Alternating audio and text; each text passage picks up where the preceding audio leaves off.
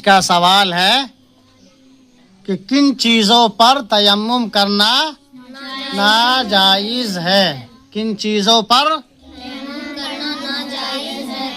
Okay, समझ गए सवाल? जवाब सुनिए।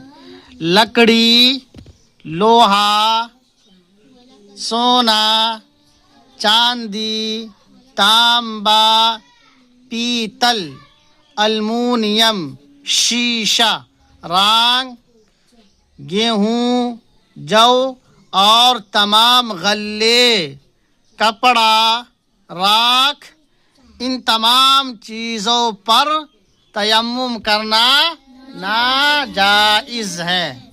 इन तमाम चीज़ों पर तयम्मुम करना क्या है? नाजायज़ है। समझ गए? या ये समझ लीजिए कि जो चीज़ें आग में पिघल जाती हैं या जलकर राख हो जाती हैं, उन पर तयम्मुम करना नाजायज़ है। समझ गए? उन पर तयम्मुम करना क्या है? नाजायज़। चलिए, गुड।